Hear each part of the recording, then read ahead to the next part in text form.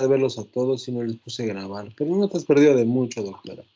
Entonces, no hay ningún problema, doctora. Ahorita ya vemos esto.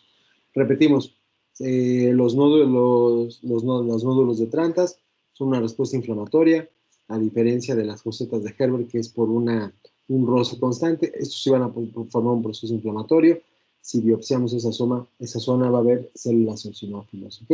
Y lo importante es descartar las úlceras en escudo que se pueden presentar por el roce constante del parpadito en esta zona. Y les había comentado que siempre un paciente que tenga sensación de cuerpo extraño, hay que ir a ver el párpado superior para ver que no esté condicionando estas úlceras. Estas no hay ningún, es una respuesta inflamatoria, pero se va a ver una imagen blanca.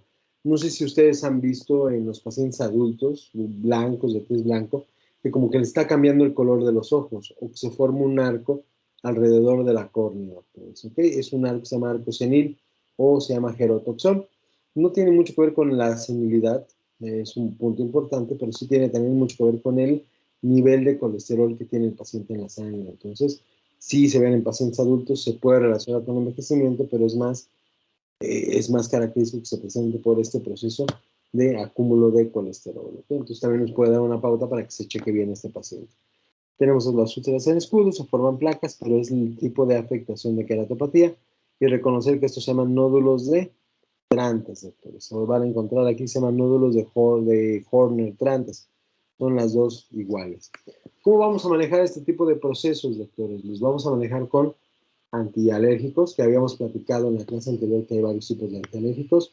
Vamos a irnos principalmente con el estabilizador de los mastocitos, pero si tengo la posibilidad de agregar un antihistamínico, aquí el tratamiento antialérgico de elección es el Patanol. Ese que les había comentado de que es muy caro, pero esos 800 pesos, una gota diaria al día, les va a ayudar muchísimo a los pacientes a controlar el proceso alérgico de los pacientes. Si no tenemos otra cosa, pues damos cromoglicato y damos lo que tengamos ahí en el instituto, que únicamente tenemos cromoglicato. Por fuera igual, si el paciente no lo puede comprar, sí tiene que pensar en su manejo y en su tratamiento. Entonces, mientras lo llegara a conseguir, pues sí le vamos a recomendar el cromoglicato de sodio, le podemos recomendar el Kedrop también, que es el antihistamínico, y ver cómo va reaccionando, ¿no? Pero lo ideal aquí es una gotita de Patanol, les ayuda bastante a los pacientes. Ahora, ¿podemos dar antihistamínicos tomados? Sí, ya sabemos que lo máximo que podemos dar nosotros es loratadina. Se puede dar montelukast, epinastina, pues ya depende mucho del otorrino o del alergo, pero sí les va a ayudar de forma importante también.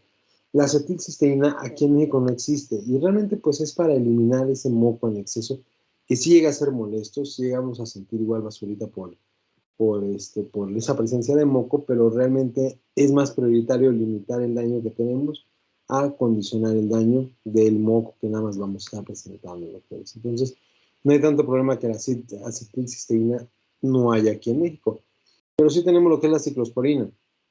La ciclosporina es un inmunomodulador, va a ayudar mucho a los procesos inflamatorios a nivel de la zona alérgica, tiene que utilizarse cada 12 horas, pero sí quiero hablar un poquito bien de cómo va a ayudar a nivel del ojito, doctores, ¿ok? Entonces, cuando empezamos a ver córnea y empezamos a platicar de ciclosporina, van a empezar, bueno, les recomiendo que ya de una vez lo tengan, que cuando se nos cruce la palabra ciclosporina, le voy a preguntar, a ver, José Alonso, ¿qué es la ciclosporina? Entonces, sí les pido que hagan su resumen, igual como hemos venido haciendo los trabajos, para que en algún momento que nos crucemos en córnea, platiquemos un poquito de la ciclosporina, ¿ok? Entonces, eso ya lo tienen ahí pendiente. No es para el lunes, no es para el martes, no es para el miércoles, pero sí, en algún momento que ya empezamos a hablar de ciclosporina en córnea, puede ser que ya les pregunten. Entonces, sí vale la pena ya empezarlo a hacer. Ya saben qué les pasa si no contestan bien, ¿ok? En algunos casos pueden recomendar una inyección del tarso a nivel de esteroides. A mí en lo particular las inyecciones de esteroides en el párpado no me gustan, pero hay doctores que como les mama poner inyecciones en el párpado. Realmente no les va a ayudar mucho a eso porque es un crecimiento ya bien severo. Hay dos aspectos, o le ayuda o no le ayuda. Si no le ayuda, pues va a seguir teniendo la molestia y ya le picamos el párpado sin ningún beneficio, ¿no? Tenemos la otra opción que es retirar esas papilas. Eso sí me tocó a mí verlo como residente, en el que congelaron con el crío que utilizamos nosotros, congelaron esas papilas y las rebanaron, ¿no? Al rebanarlas, pues no va a ayudar de mucho, Docs, porque pues la alteración estructural del párpado ya está marcada, ya está presente. Entonces, pues únicamente lo jodemos un poquito más, doctores. ¿Qué sería lo ideal de este tipo de pacientes? Pues detectarlos a tiempo, evitar que esto llegara a un avance mucho más severo, y depende mucho de cómo ustedes como médicos de primer contacto lo pueden detectar, y cómo incluso a veces no lo pueden tratar mucho ustedes, pueden mandarlo con el oftalmo, pero ya el oftalmo da alguna serie de indicaciones y pedirle al paciente y vigilar ustedes que las esté cumpliendo en determinadas situaciones, ¿ok? Porque a la larga sí ya vimos que va a haber muchas complicaciones en la superficie del ojo, entonces debemos de tener mucho cuidado en ese aspecto. No entra, ahorita no me gusta hablar de que la conjuntivitis atópica la vamos a ver cuando veamos córnea, pero aquí lo que me importa es que vean el tallado que habíamos platicado, que el tallado importante de los ojitos en pacientes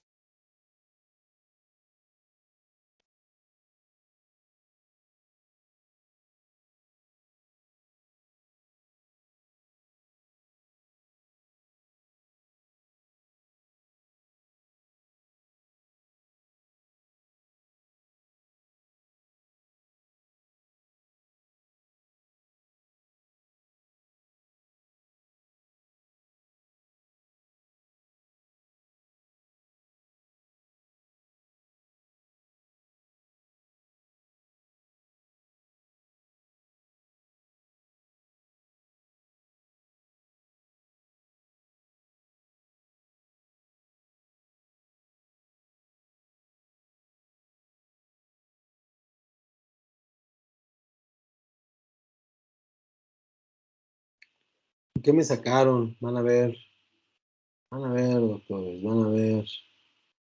Es que se fue Sergio o José. Ya estaba viendo a qué horas hacerlo, pero bueno, ya me sacaron, ya volvimos. Ahí está ya grabándose otra vez la clase, ya otra vez.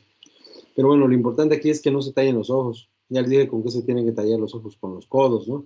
Y es el punto muy, muy importante de evitar que por sí progrese, puede llegar a progresar eso. Entonces, un punto ahí importante que nos marca aquí es que pacientes que llegan y que llegan por lentes y detectamos un astigmatismo elevado, o pacientes que llegan con molestia ya por una alergia, vemos las papilas y pues le hacemos la graduación y pues ya vemos que hay cambios por la alergia, ¿no? Entonces lo ideal es tratarlo a tiempo para evitar este tipo de complicaciones, ¿ok? Ya platicaremos de esto cuando veamos las afectaciones de córnea. Pero algo que sí me gusta platicar es esto, vean cómo va la progresión. En primera instancia, a ver, alguien que me pueda decir qué tipo de blefaritis anterior es la de acá arribita, como ve la imagen, doctores.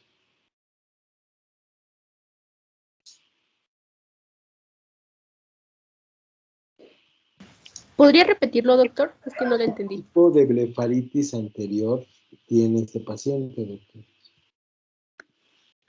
Eczematosa. Eso, Brenda. Yo sé que le atinaste, pero sí es eczematosa, Brenda. ¿Por qué? Porque se ve engrosado, se ve enrojecido, no tiene secreción acumulada ahí, tiene pérdida de pestañas. Entonces, una condición de las eczematosas se va a dar en este tipo de pacientes alérgicos de edad adulta, también la podemos ver en pacientes jóvenes, pero vean, desde aquí podemos ver este tipo de pacientes que llegan a la consulta y les dices, es que me arde el ojo, siento basurita en el ojito. Pues bueno, le vemos el ojito por dentro y ¿qué encontramos? Encontramos una gran reacción papilar y ya habíamos platicado cómo pueden llegar a crecer estas papilas, ¿no? A lo mejor a la larga, ¿qué va a pasar con este paciente? Cualecen y se forman estas papilas gigantes. Y el paciente pues va a tener mucha más molestia, mucha más sintomatología, va a empezar a tener problemas en la superficie ocular, ya va a estar condicionando un daño. Podemos encontrar los nódulos de Horner-Trantas y reconocer que, acuérdense que los folículos nada más existen en el párpado superior cuando es un proceso ya muy, muy crónico. Las papilas siempre van a ser en el superior, nunca vamos a encontrar papilas en el párpado inferior, ¿ok? Pero vean el daño tan importante que hacen, e incluso pueden dañar estos procesos crónicos, pueden dañar a la superficie del ojo y nos pueden destruir la conjuntiva y provocar estas adherencias que se llaman simbléfalos. Entonces, al provocar esto, ya el mismo proceso alérgico ya está establecido. Ahora, que hay una gran cantidad de moco, pero también los ojitos ya no van a producir la capacidad de agua importante en el ojito, y pues por eso va a dar este tipo de cicatrizaciones, ¿no? Son secuelas de una mala lubricación.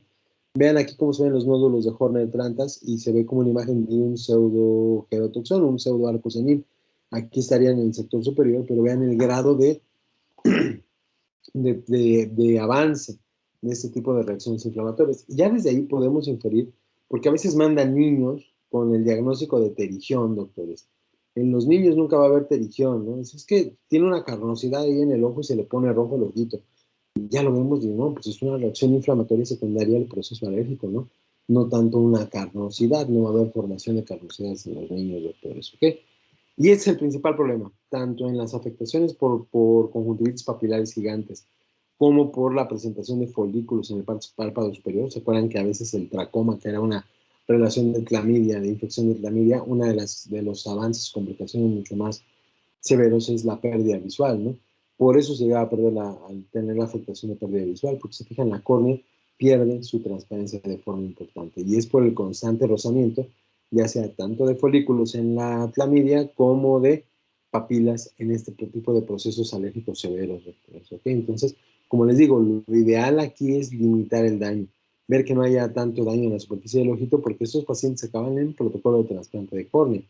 Y otro punto muy importante de esto es que a lo mejor el uso indiscriminado de esteroides en este tipo de pacientes nos puede condicionar aquí también la formación de una catarata. Y es por eso que le estábamos hablando. Ustedes como médicos de primer contacto, pues no pueden dar esteroide. A lo mejor sí pueden dar el seguimiento que indique el oftalmo, pero médicos de primer contacto no valdría la pena, doctores. O puede hacer ese mismo esteroide que esa úlcera se haga mucho más grande y provocarnos daño a nivel del ojito en forma estructural. Es bien, bien importante checar eso, y es algo que sí me interesaba ver para que vean cómo se ve la progresión tanto de un fenómeno alérgico propiamente por reacción papilar, y vean muy semejante lo que igual mismo puede condicionar una afectación folicular por el roce de los folículos, doctores. ¿Ok? ¿Dudas, preguntas de esto, Docs? Doc, una pregunta. Sí, usted, André. ¿Las líneas de Denny Morgan las vamos a encontrar en estos procesos? Salvo que sea un proceso muy inflamatorio, doctor. Y a veces se llegan a confundir mucho con los nódulos de Horner-Trantas, porque queda el proceso tan inflamatorio, tan marcado, que las enmascara. Pero sí, también sería un factor predominante, pero le ganan más como patognomónicos los nódulos de Horner-Trantas. ¿Vale? Gracias, Doc. ¿Alguien más, Doc?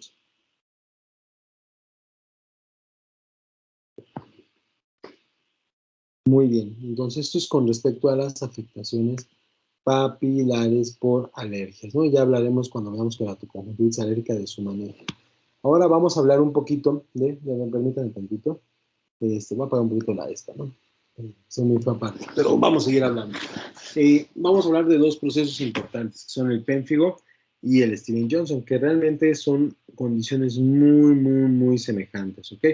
Va a haber destrucción del epitelio conjuntival, va a haber cambios en la lubricación del ojito, y también va a haber, ¿cómo se llama? Que va a haber alteraciones cicatrizales en el ojo. Entonces, al presentar ese tipo de manifestaciones, doctores, va a haber cambios en la superficie ocular, y es lo que a la larga condiciona procesos inflamatorios a nivel del ojito. Y una parte importante es detectarlos a tiempo.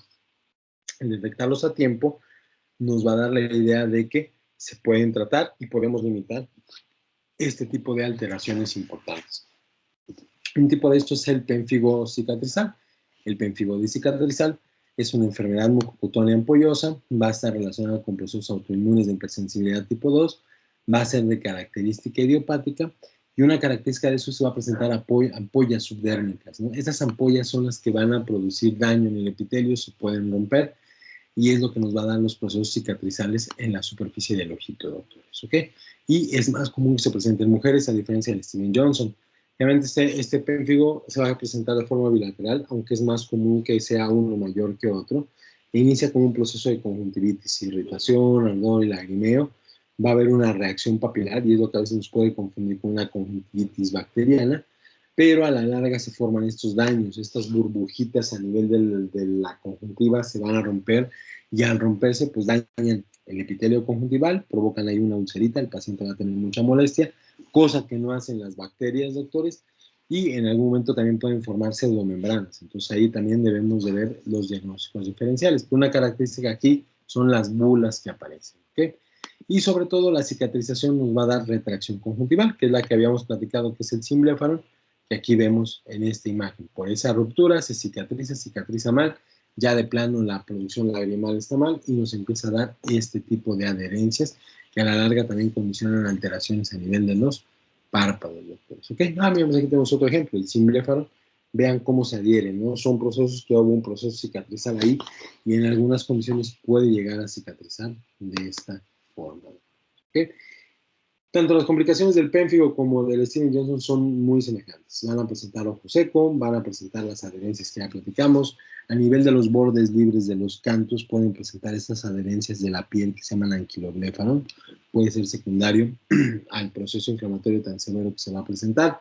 A la larga, por estos cambios de retracción que tengan el cimbléfaro y el anquilobléfaro, pues va a haber daño a nivel de la córnea, va a aumentar ese daño, va a estar mal nutrido el ojito, o sea, se lastima, pero como la conjuntiva está lastimada, no aporta un nuevo crecimiento de forma oportuna del epitelio.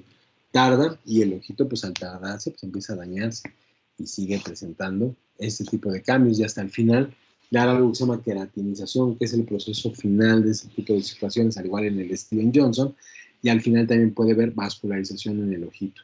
Esta vascularización del ojo, pues llega, acuérdense que la córnea no está vascularizada, pero por este proceso inflamatorio sí puede llegar a presentar que vasos de la conjuntiva se acerquen a la córnea, doctores. Entonces, un dato muy característico y a la larga también, esa queratinización nos puede dar un proceso ulcerativo, ¿no? Es decir, que el ojito se pueda perforar y darnos problemas mucho más severos. Vean aquí el anquilobléfaro, como sin una quemadura, sin nada, por ese proceso pénfigoide, empieza a haber adherencias a nivel de los bordes libres del párpado y el ojito se ve pequeñito. Por cierto, hace rato vi un anquilobléfaro y la señora pues no sabe si tuvo algún problema ni nada, dice que desde niña lo tiene. Bueno, tal vez sus ojitos no se abrieron de forma adecuada al momento que debería de haberse presentado.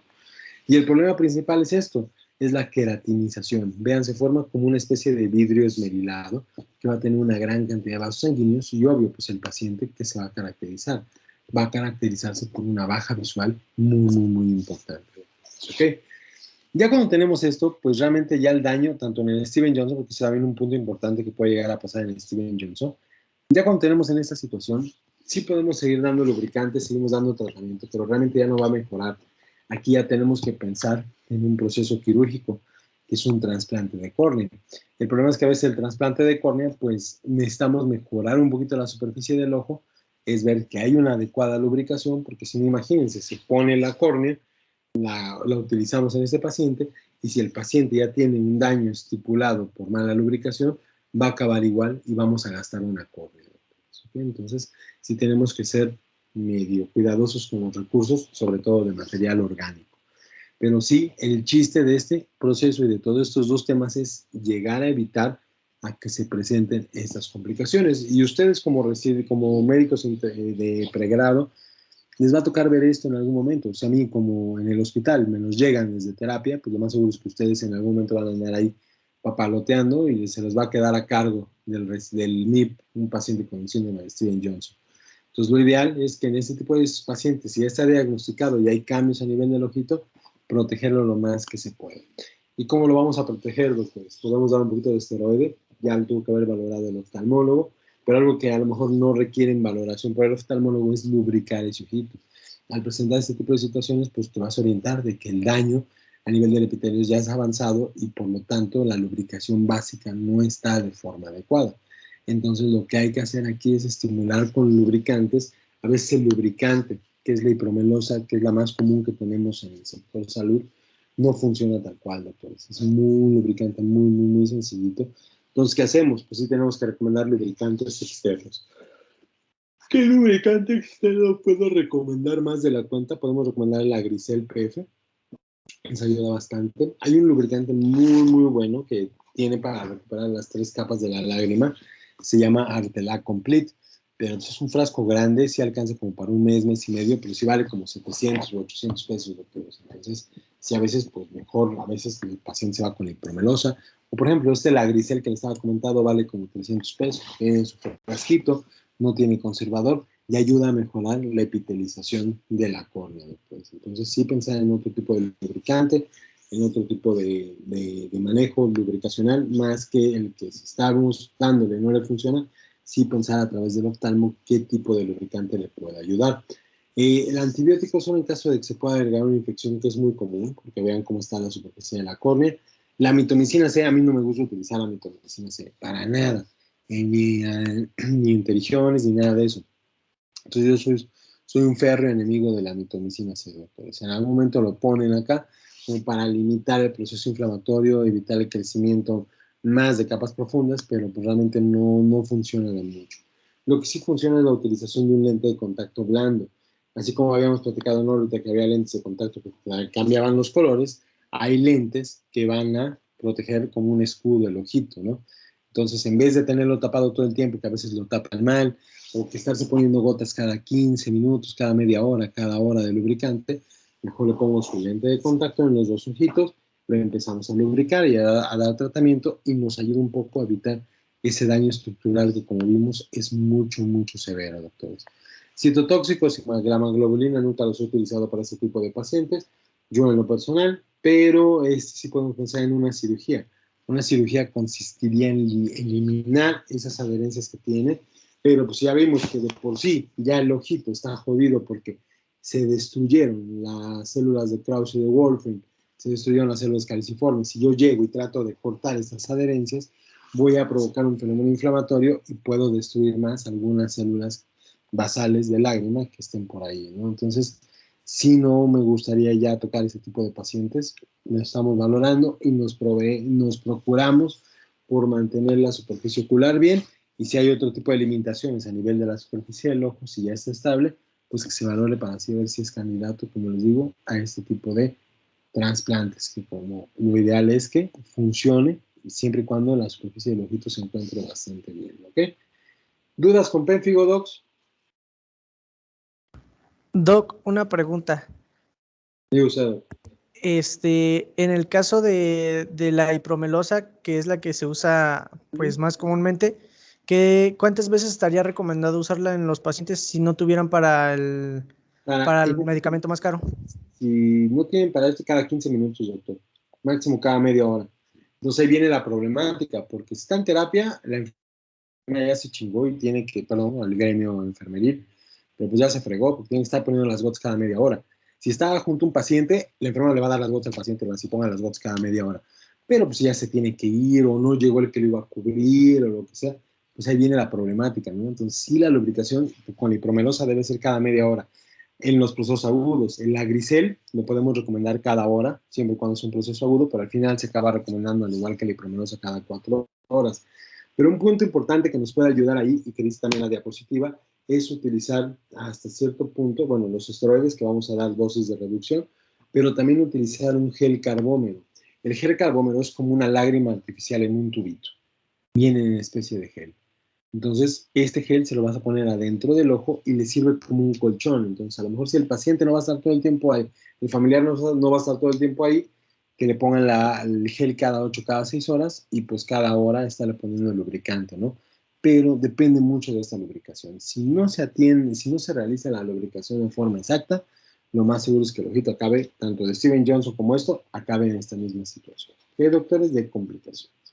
Pero sí, en efecto, la hipermorosa no sirve de mucho, entonces si es lo único que tenemos, cada 15 minutitos así. Gracias, Doc. ¿No? ¿De qué? ¿Alguien más?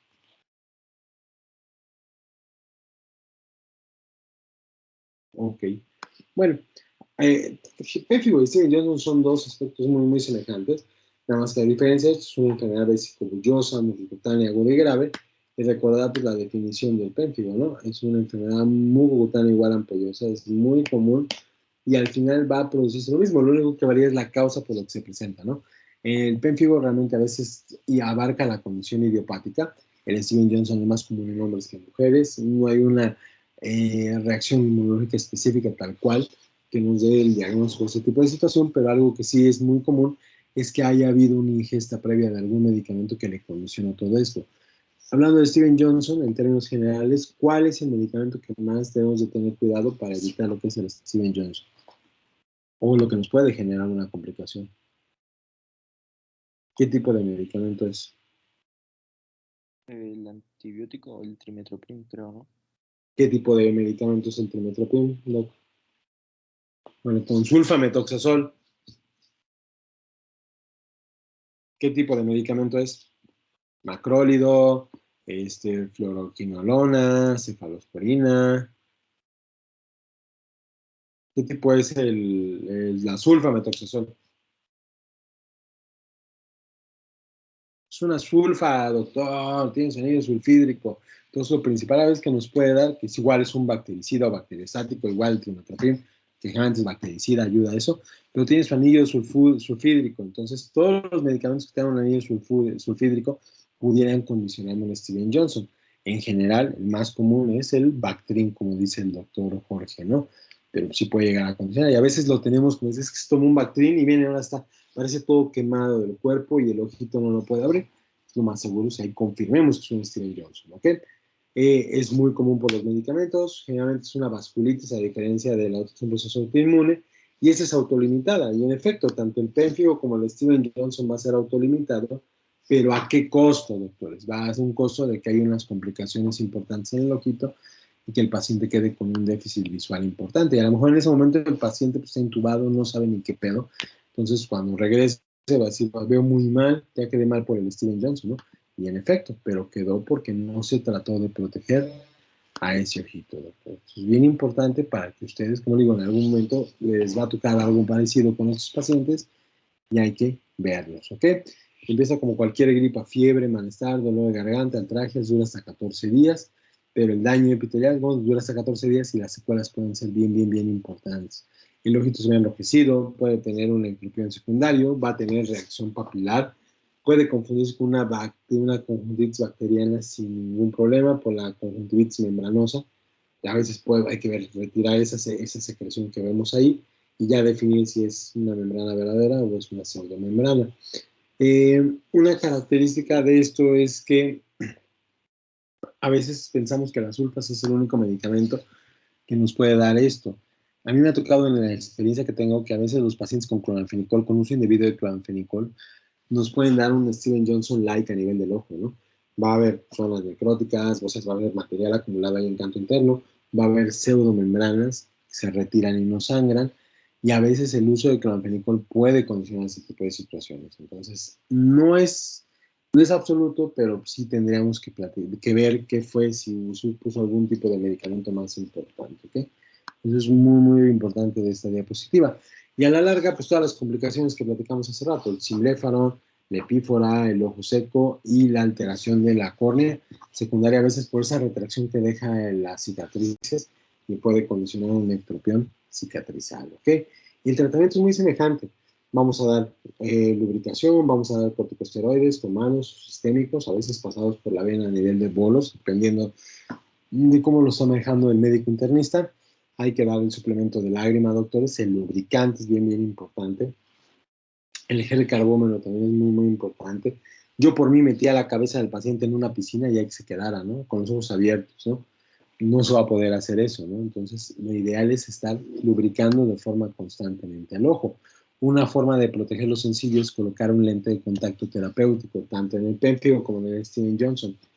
Ese lente de contacto terapéutico es como los que vimos, que vienen de colores y todo eso. A veces es transparente y no tiene ningún poder, pero lo que hace es poner un escudo para que a lo mejor si tenemos esta aplicación ya no le estamos poniendo cada 15 minutos las gotas, sino cada hora o cada hora y media. Entonces, como un escudo que lo ayuda a proteger un poquito para que no haya más complicaciones. Y se va a cambiar cada mes, doctor. Entonces, también es válido colocar un lente de contacto.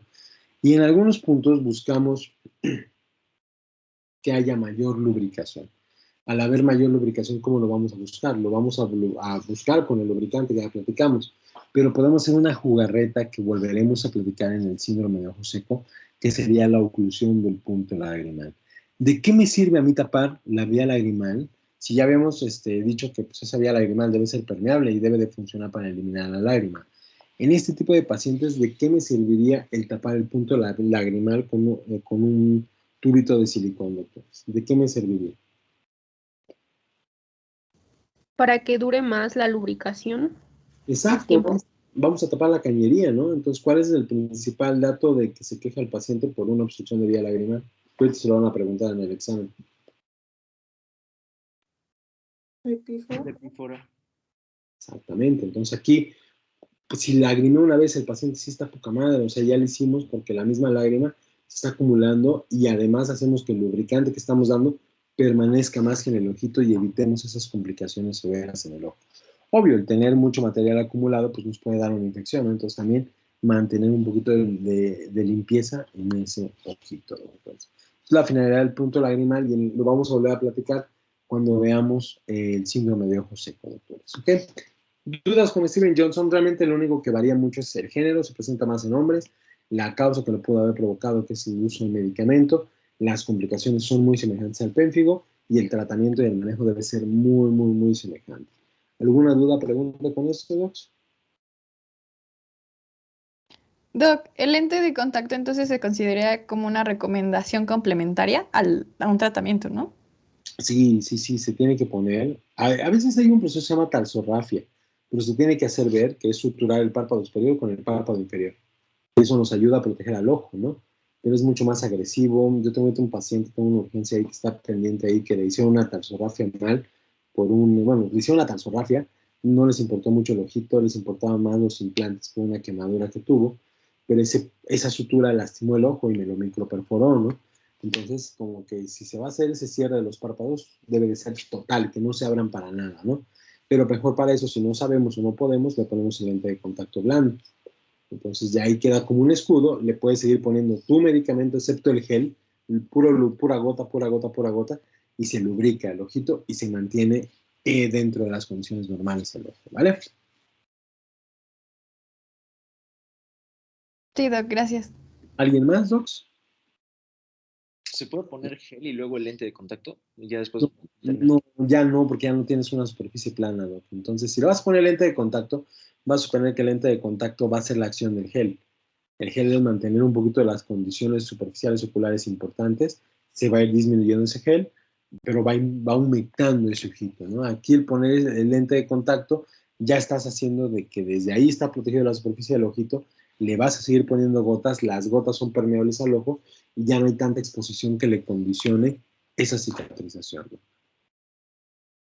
Pero sí, un gel no, por eso cuando hay geles o cuando hay una herida o algo, eviten poner, ¿cómo se llama? Geles o ungüentos, no vale mucho la pena, ¿ok? Ok, gracias, doctor. ¿No? ¿De qué? ¿Alguien más? Vale. Bueno, dan un repaso a esto, las complicaciones son muy semejantes, nada más que los traté de juntar para que lo vieran bien. Y bueno, generalmente la queratoconjuntivitis límbica superior, decía, ay, no, no, no la van a ver. Una compañera tuvo, entonces ya desde ahí, ya el estudio de compañera de ustedes, pues, me acudió con eso y pues ahora ya desde ahí, ya les doy la clase de queratoconjuntivitis límbica superior, que es algo muy sencillo. Es un trastorno inflamatorio, se va a caracterizar por enrojecimiento en la parte, únicamente en la parte superior del ojito, solo va a estar hiperémico el sector superior, van a tener mucha molestia, van a tener sensación de cuerpo extraño, se puede curar solita, pero a la larga va a ir alterando la estructura inferior que es de la esclera y puede condicionar un adelgazamiento de esta esclera. Puede presentar ardor, sensación de cuerpo extraño, va a haber mocos, va a haber reacción papilar, va a haber más enrojecimiento en la conjuntiva vulvar que en el limbo y más en la zona donde está la manifestación. A la larga puede haber un cambio estructural superficial en el ojito, no nódulos de Haarner o Trantas, no nódulos de fosetas de Herbert, es un proceso inflamatorio normal, que es la inflamación del limbo esclerocorneal, ¿ok? Y vamos a encontrar daño en la superficie del ojito. Entonces, vean acá, esta es la queratoconjuntivitis límbica superior. Solo va a estar en el sector superior, solo va a estar afectando ahí. Le pones una gota de nafasolina y se ve totalmente blanco, excepto esta zona, doctor. ¿Okay? Y es donde tienen molestia los pacientes. Tenemos que ver que no tenga alguna situación con tiroides, doctores. A veces la tiroides tiene mucha relación en este tipo de situación. No podemos hacer mucho, pero vamos a tratar de limitar el daño del ojo. Hay que lubricar totalmente el ojito. Si hubiera moco y viviéramos en Estados Unidos, pues pedimos la acetilcisteína. Realmente damos un poquito de esteroide. Yo sí le doy esteroide de baja potencia para bajar la inflamación del ojo. Les recomiendo un vasoconstrictor para que a ver si en algún momento ya no se vea tan rojo y el paciente se quede más tranquilito. Si no tiene ninguno, está diagnosticado algún problema de tiroides, le pido una T3, T4 y TSH para ver si no va por ahí alguna situación.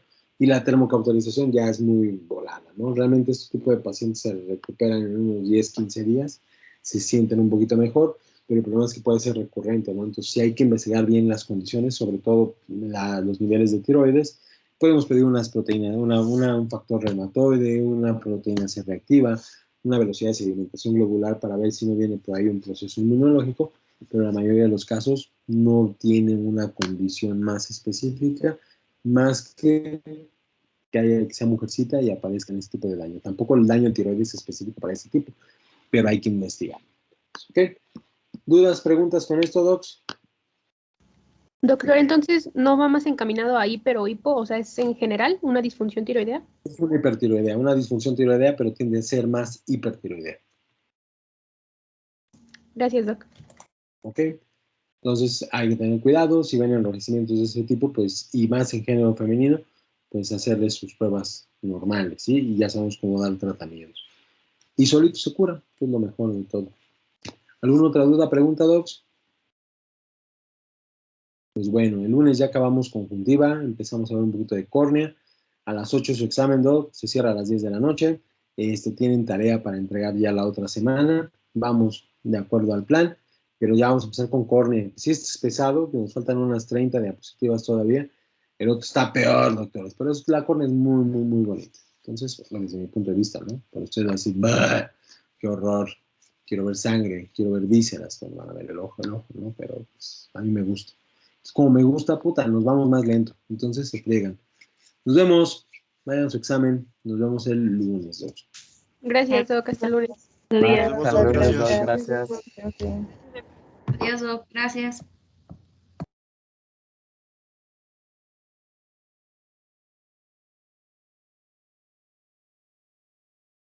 Adiós, Doc.